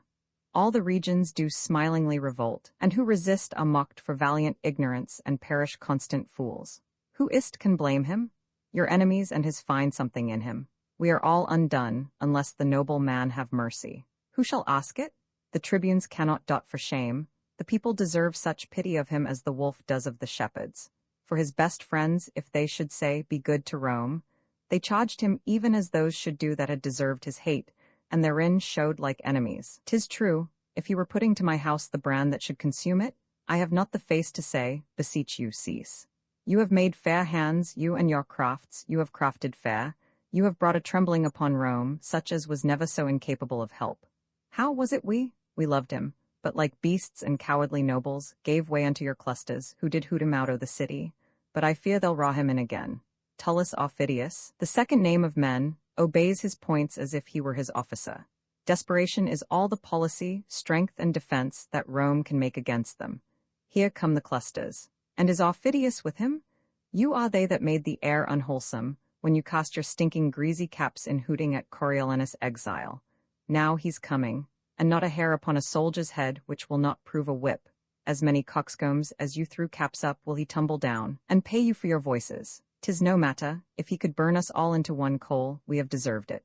For mine own part, when I said, banish him, I said, 'twas pity.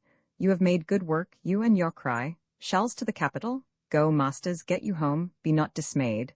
These are a side that would be glad to have this true which they so seem to fear. Go home, and show no sign of fear. Let's to the capital. Would half my wealth would buy this for a lie. Seen Romans 7 a camp at a small distance from Rome. I do not know what witchcraft's in him, but your soldiers use him as the grace fall meet, their talk at table, and their thanks at end. And you are darkened in this action, sir, even by your own.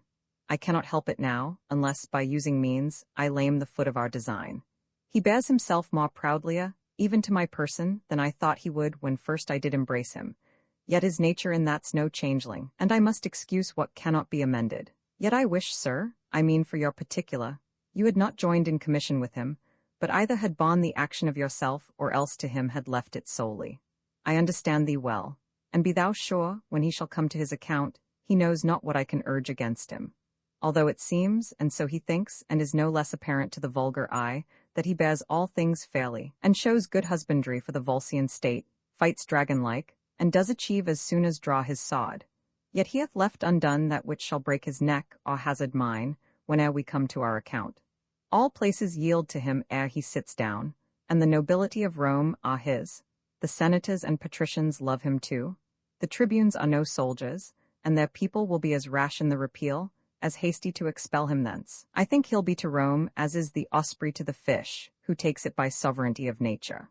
First he was a noble servant to them, but he could not carry his honours even, whether 'twas pride, which out of daily fortune ever taints the happy man, whether defect of judgment, to fail in the disposing of those chances which he was lord of, or whether nature, not to be other than one thing, not moving from the cask to the cushion, but commanding peace even with the same austerity and garb as he controlled the war.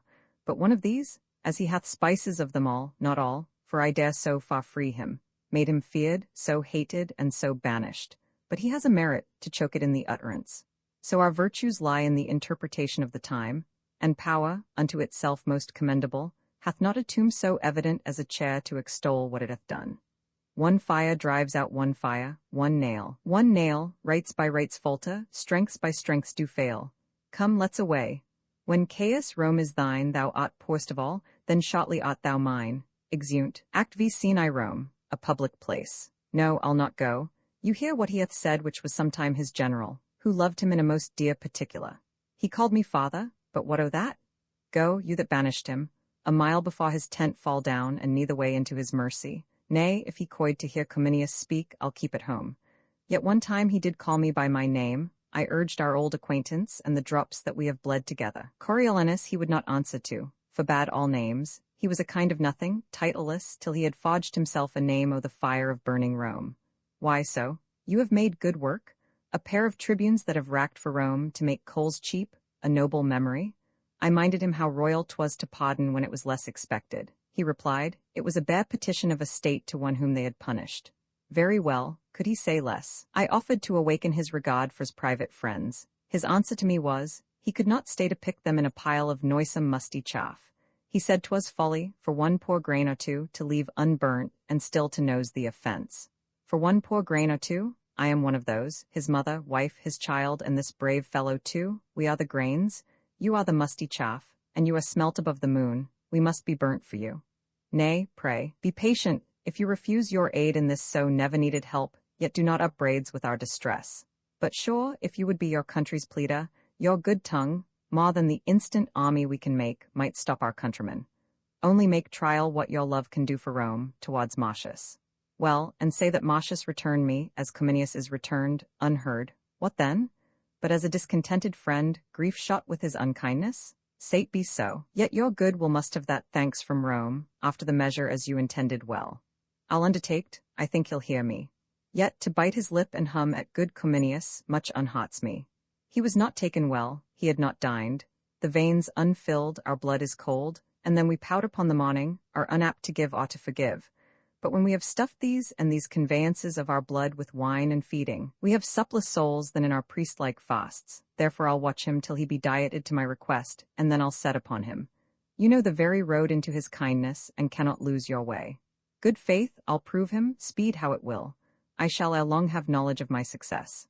Exit. I tell you, he does sit in gold, his eye red as 'twould burn Rome, and his injury the jailer to his pity. I kneeled before him. 'Twas very faintly he said, rise, dismissed me thus with his speechless hand. What he would do, he sent in writing after me. What he would not, bound with an oath to yield to his conditions, so that all hope is vain unless his noble mother and his wife, who, as I hear, mean to solicit him for mercy to his country. Therefore, let's hence, and with our fair entreaties haste them on. Exeunt. Seen Rome into entrance of the Volscian camp before Rome. 2 sentinels on guard, you guard like men. 'Tis well, but by your leave, I am an officer of state and come to speak with Coriolanus. You may not pass, you must return. Our general will no more hear from thence. You'll see your Rome embraced with fire before you'll speak with Coriolanus. Good my friends, if you have heard your general talk of Rome, and of his friends there, it is lots to blanks, my name hath touched your ears. It is Menenius. Be it so, go back. The virtue of your name is not here possible. I tell thee, fellow, the general is my lover. I have been the book of his good acts, whence men have read his name unparalleled, haply amplified. For I have ever verified my friends, of whom he's chief, with all the sighs that verity would without lapsing suffer. Nay, sometimes, like to a bowl upon a subtle ground, I have tumbled past the throw, and in his praise have almost stamped the leasing. Therefore, fellow, I must have leave to pass. Wife, mother, child, I know not. My affairs are servanted to others. Though I owe my revenge properly, my remission lies in Volscian breasts. That we have been familiar, in great forgetfulness shall poison, rather than pity note how much. Therefore, be gone. Mine ears against your suits are stronger than your gates against my fosse, yet, for I loved thee, take this along. I writ it for thy sake, gives a letter. And would have sent it? Another word, Menenius, I will not hear thee speak. This man, Aufidius, was my beloved in Rome. Yet thou beholdst? Seen Roman 3 the tent of Coriolanus. We will before the walls of Rome tomorrow set down our host. My partner in this action, you must report to the Volscian lords, how plainly I have borne this business. Only their ends you have respected, stopped your ears against the general suit of Rome, never admitted a private whisper, no, not with such friends that thought them sure of you. This lost old man, whom with a cracked heart I have sent to Rome, loved me above the measure of a father, nay, godded me indeed. Their latest refuge was to send him, for whose old love I have, though I showed sourly to him, once more offered the first conditions, which they did refuse and cannot now accept.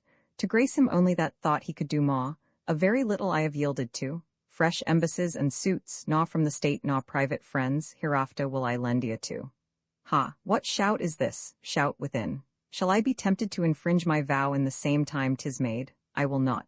My wife comes foremost, then the honoured mould wherein this trunk was framed, and in her hand the grandchild to her blood. But out, affection? All bond and privilege of nature break, let it be virtuous to be obstinate. What is that curtsy worth? Are those dove's eyes which can make gods forsworn? I melt, and am not of stronger earth than others. My mother bows, as if Olympus to a molehill should in supplication nod, and my young boy hath an aspect of intercession, which great nature cries, deny not. Let the Volsces plough Rome and harrow Italy. I'll never be such a gosling to obey instinct, but stand, as if a man were author of himself and knew no other kin. The sorrow that delivers us thus changed makes you think so. Like a dull actor now, I have forgot my part, and I am out, even to a full disgrace. Best of my flesh, forgive my tyranny, but do not say for that, forgive our Romans. Oh, a kiss long as my exile, sweet as my revenge? Now, by the jealous Queen of Heaven, that kiss I carried from thee, dear, and my true lip hath virgined it e'er since. You gods, I prate, and the most noble mother of the world leave unsaluted. Sink, my knee, I the earth, kneels.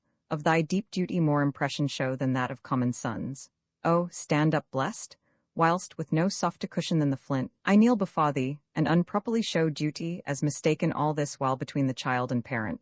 Kneels. What is this, your knees to me, to your corrected son? Then let the pebbles on the hungry beach fill up the stars, then let the mutinous winds strike the proud Cetus gainst the fiery sun, murdering impossibility to make what cannot be, slight work. Thou art my warrior, I hope to frame thee. Do you know this lady? The noble sister of Publicola, the moon of Rome, chaste as the icicle, that's curdied by the frost from purest snow and hangs on Diana's temple.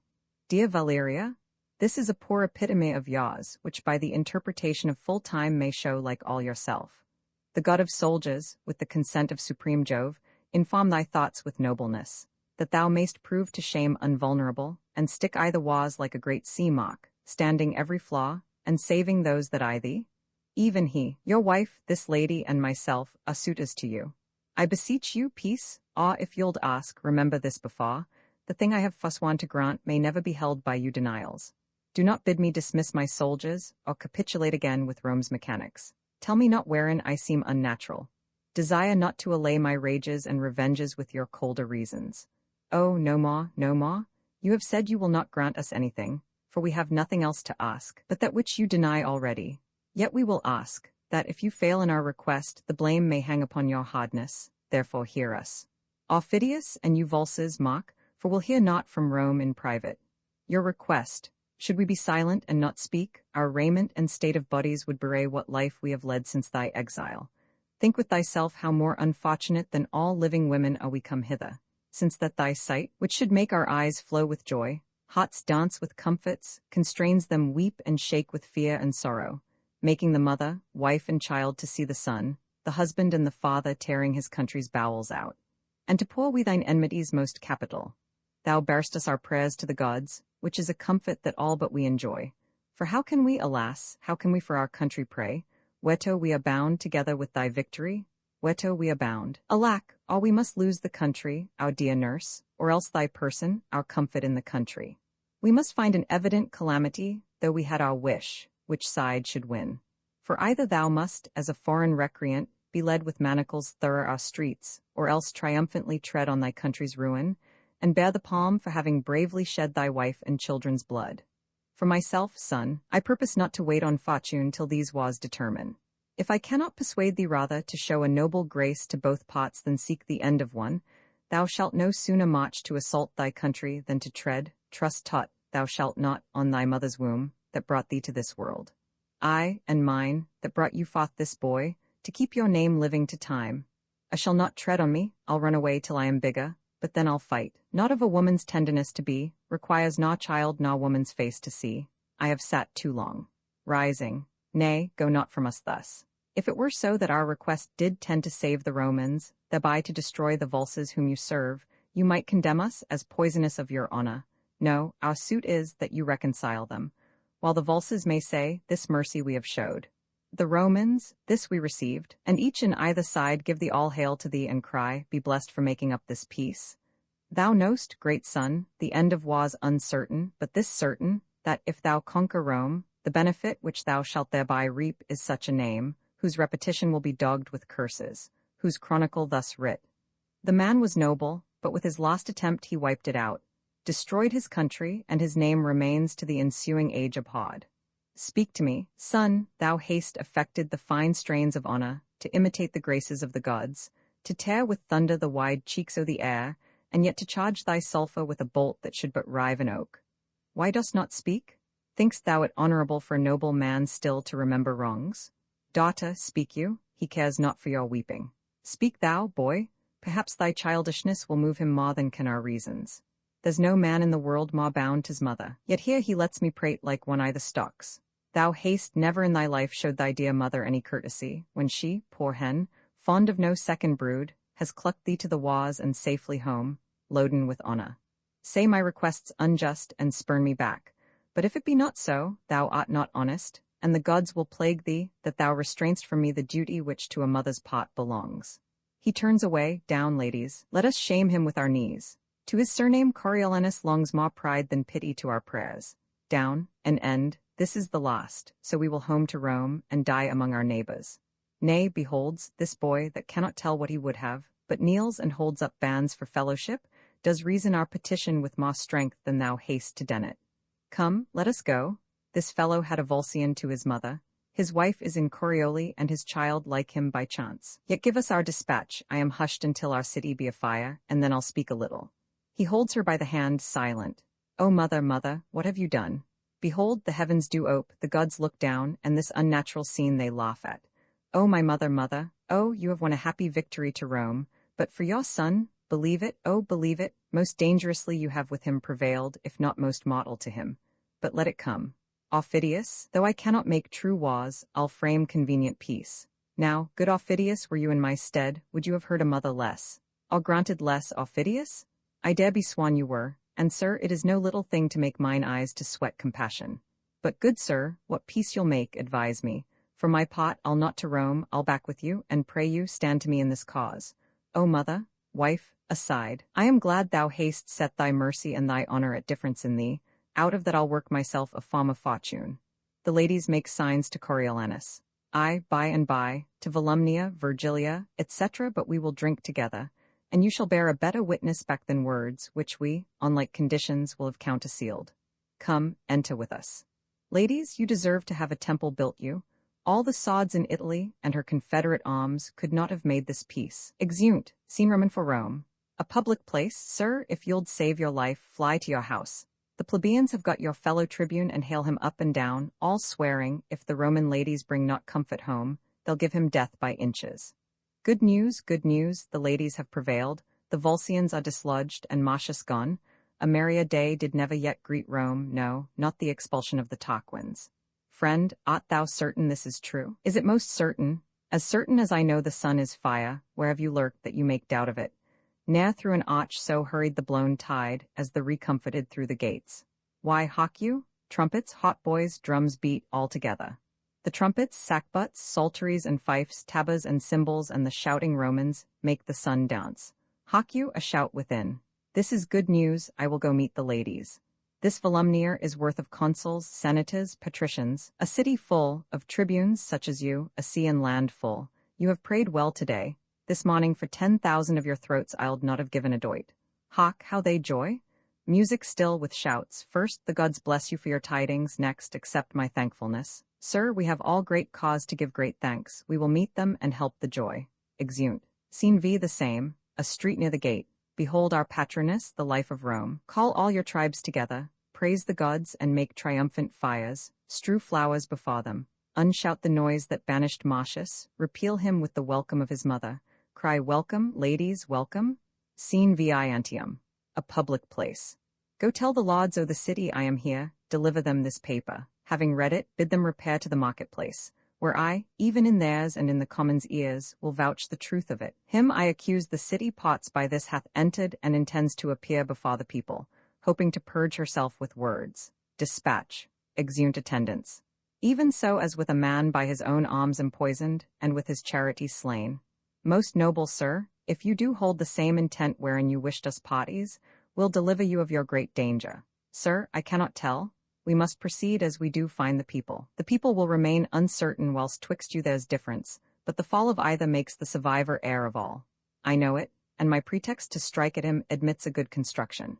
I raised him, and I pawned mine honor for his truth, who being so heightened, he watered his new plants with dews of flattery, seducing so my friends, and to this end he bowed his nature, never known before but to be rough, unswayable and free. Sir, his stoutness when he did stand for consul, which he lost by lack of stooping, that I would have spoke of, being banished fought, he came unto my hearth, presented to my knife his throat. I took him, made him joint servant with me, gave him way in all his own desires, nay, let him choose out of my files, his projects to accomplish, my best and freshest men, served his designments in mine own person, holp to reap the fame which he did end all his, and took some pride to do myself this wrong. Till at the last, I seemed his follower, not partner, and he waged me with his countenance as if I had been mercenary. So he did, my lord. The army marvelled at it, and in the last, when he had carried Rome, and that we looked for no less spoil than glory, there was it, for which my sinews shall be stretched upon him. At a few drops of women's rheum, which are as cheap as lies, he sold the blood and labor of our great action. Therefore shall he die, and I'll renew me in his fall. But hark! Drums and trumpets sound with great shouts of the people. Your native town you entered like a post and had no welcomes home, but he returns, splitting the air with noise. And patient fools, whose children he hath slain, their base throats tear with giving him glory. Therefore, at your vantage, ere he express himself, I'll move the people with what he would say. Let him feel your sod, which we will second. When he lies along, after your way his tale pronounced shall bury his reasons with his body. Say no more, here come the lauds. I have not deserved it. But, worthy lords, have you with heed perused what I have written to you? And grieved to hear it. What faults he made before the last, I think might have found easy fines, but there to end where he was to begin and give away the benefit of our levies, answering us with our own charge, making a treaty where there was a yielding. This admits no excuse. Hail, lords! I am returned your soldier, no more infected with my country's love than when I parted hence, but still subsisting under your great command. You ought to know that prosperously I have attempted, and with bloody passage led your wars even to the gates of Rome. Our spoils we have brought home do more than counterpoise a full third part the charges of the action. We have made peace with no less honor to the Antiates than shame to the Romans, and we here deliver, subscribed by the consuls and patricians, together with the seal o' the Senate, what we have compounded on. Read it not, noble lauds, but tell the traitor, in the highest degree he hath abused your powers. I, Marcius, Caius Marcius. Dost thou think I'll grace thee with that robbery, thy stol'n name Coriolanus in Corioli? You lords and heads o' the state, perfidiously he has betrayed your business, and given up, for certain drops of salt, your city Rome, I say your city, to his wife and mother, breaking his oath and resolution like a twist of rotten silk, never admitting counsel o' the war, but at his nurse's tears he whined and wrought away your victory, that pages blushed at him and men of heart looked wondering each at other. Measureless liar, thou haste made my heart too great for what contains it. Boy, O slave, pardon me. Lauds, 'tis the first time that ever I was forced to scold. Your judgments, my grave lauds, must give this cur the lie, and his own notion, who wears my stripes impressed upon him, that must bear my beating to his grave, shall join to thrust the lie unto him. Cut me to pieces, vulses, men and lads, stain all your edges on me. Boy, false hound, if you have writ your annals true, 'tis there, that, like an eagle in a dovecote, I flooded your Volscians in Corioli, alone I did it. Boy, why, noble lauds, will you be put in mind of his blind fortune, which was your shame, by this unholy braggart for your own eyes and ears? Peace, ho, no outrage, peace? The man is noble, and his fame folds in this orb o' the earth. His last offences to us shall have judicious hearing. Stand, Aufidius, and trouble not the peace. Oh, that I had him, with 6 Aufidiuses, or more, his tribe, to use my lawful sword, tread not upon him. Masters all, be quiet, put up your swords, my lords, when you shall know, as in this rage provoked by him, you cannot, the great danger which this man's life did owe you, you'll rejoice that he is thus cut off. Please it your honours to call me to your senate, I'll deliver myself your loyal servant, or endure your heaviest censure. Bear from hence his body, and mourn you for him. Let him be regarded as the most noble cost that ever herald did follow to his urn. His own impatience takes from Aufidius a great pot of blame. Let's make the best of it. My rage is gone, and I am struck with sorrow. Take him up. Help 3 o' the chiefest soldiers, I'll be one.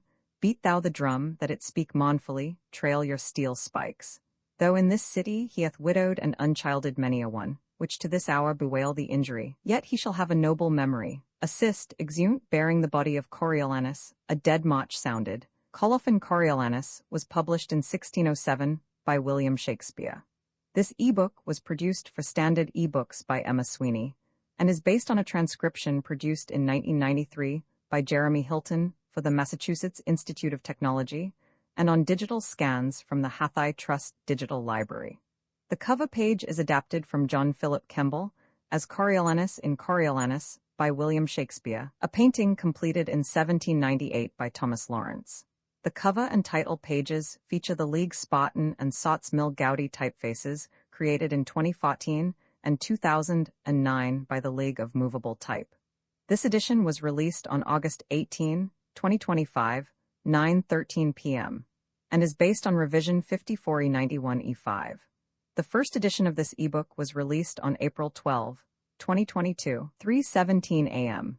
You can check for updates to this ebook, view its revision history, or download it for different e-reading systems at standardbooksorg/ebooks/William Shakespeare/Coriolanus. The volunteer-driven Standard eBooks project relies on readers like you to submit typos, corrections, and other improvements. Anyone can contribute at Standardbooksorg. Dramatis Personae Caius Marcius. Afterwards Caius Marcius Coriolanus Titus Latius. General against the Volscians Cominius. General against the Volscians Menenius Agrippa. Friend to Coriolanus Sicinius Velutus. Tribune of the people Junius Brutus. Tribune of the people young Marcius. Son to Coriolanus, a Roman herald Tullus Aufidius. General of the Volscians, lieutenant to Aufidius, conspirators with Aufidius, a citizen of Antium Volumnia. Mother to Coriolanus, Virgilia. Wife to Coriolanus, Valeria. Friend to Virgilia, gentlewoman. Attending on Virgilia Roman and Volscian senators, patricians, aediles, lictors, soldiers, citizens, messengers, servants to Aufidius and other attendants seen. Rome and the neighborhood, Corioli and the neighborhood, Antium. In notes, when the first folio was first published, a deficiency was discovered in Act 2, Scene 3 of this play. Due to Shakespeare's close adherence to Plutarch's parallel lives, editors were able to develop a solution for this gap. The 2 most popular corrections for the missing content are, and censorinus, nobly named so, twice being by the people chosen censor, and Censorinus that was so surnamed and nobly named so, twice being Censa. The former is found in Clock and Wright's 1887 Victoria edition, and the latter can be found in editions corrected by Dova Wilson. S.E. Editor Wright, Coriolanus,